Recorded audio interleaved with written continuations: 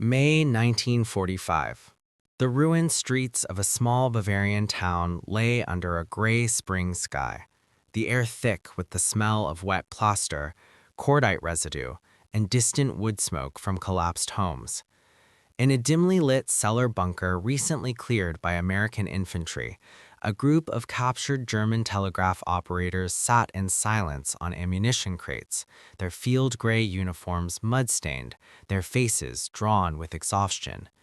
The war had ended for them only hours earlier. Above ground, the low rumble of Sherman tanks faded into the distance. Then, from the corner of the room came an unfamiliar sound, a soft mechanical click, followed by the gentle scratch of a needle settling into a groove. The portable gramophone, brought down by a young American sergeant from the 42nd Infantry Division, began to turn. The first notes of Glenn Miller's In the Mood filled the confined space, bright brass swinging in effortless rhythm, the clarinet soaring over a steady, infectious beat. The Germans, men accustomed to the solemn marches of the Wehrmacht bands or the controlled sentiment of approved Reichsrundfunk broadcasts, froze. Hands that had been clasped in laps or resting on knees stopped moving. Eyes widened. Breath seemed to halt in unison. This moment, repeated in countless variations across the collapsing Third Reich in the spring of 1945, marked the abrupt collision between two worlds. For 12 years, the Nazi regime had branded jazz Entirestory, degenerate music.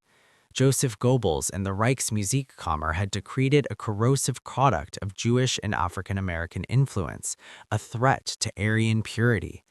Public performances were banned, records confiscated, radio broadcasts forbidden.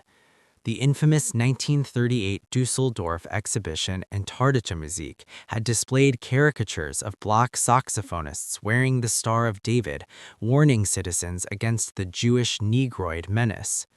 Swing youth who dared to listen in secret risked arrest, forced labor, or worse.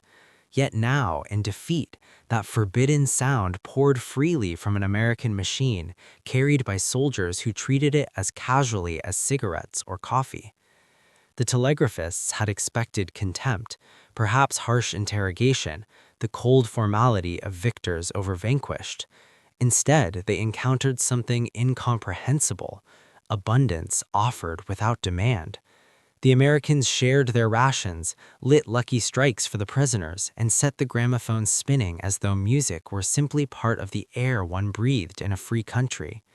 One German later recalled in a post-war interview that the melody struck him like sunlight after years in a cave. Another admitted the rhythm made his foot tap involuntarily, an act that would have been treason only weeks before. In that cellar, ideology crumbled not under artillery, but under the carefree swing of a big band. Historical records confirm the profound effect American music had on German soldiers and civilians in the final months and immediate aftermath of the war. As Allied forces advanced, portable phonographs and V-discs, special recordings pressed for troops, became standard equipment. Units carried crates of 78s featuring Benny Goodman, Duke Ellington, Tommy Dorsey, and Artie Shaw. In prisoner of war enclosures, interrogation centers, and even temporary billets, GIs frequently played these records for captives. Reports from the U.S. Army's Psychological Warfare Branch noted that jazz and swing proved unexpectedly effective in lowering resistance and encouraging cooperation. One intelligence summary from May 1945 observed that German prisoners, upon hearing Glenn Miller or the Andrews Sisters, often displayed visible relaxation and involuntary rhythmic response, contrasting sharply with their rigid posture when confronted with martial music. The contrast was stark. German soldiers had been raised on a diet of Wagner, Bruckner, and carefully sanitized folk songs, all meant to evoke discipline, destiny, and sacrifice. Jazz, with its improvisation, syncopation, and joyful release, embodied everything the regime feared: individuality, sensuality, cultural mixing. Yet many Germans had secretly loved it. The Swingjugend of the 1930s and early 1940s had risked imprisonment to dance the Lindy Hop in hidden cellars.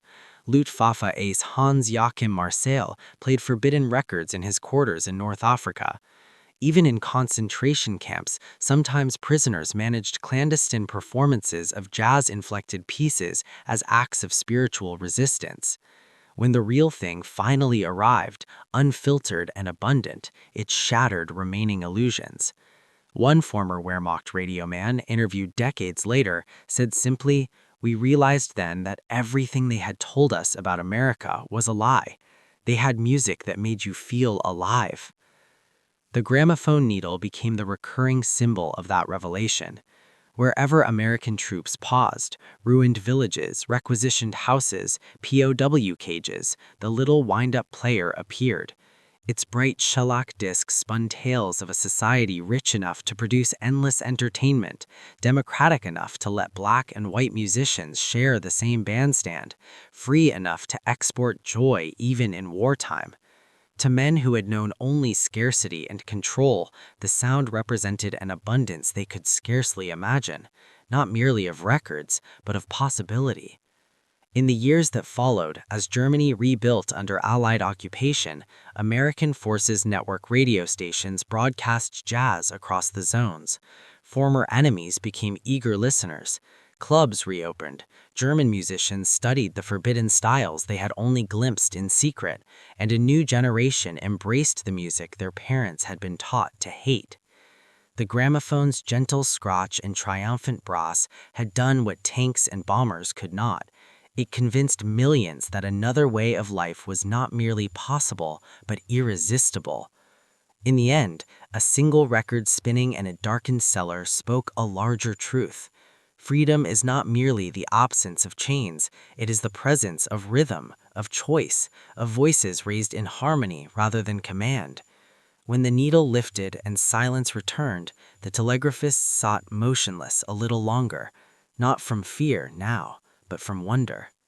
Somewhere in that swinging melody they had heard, for the first time, the unmistakable sound of a world unbound.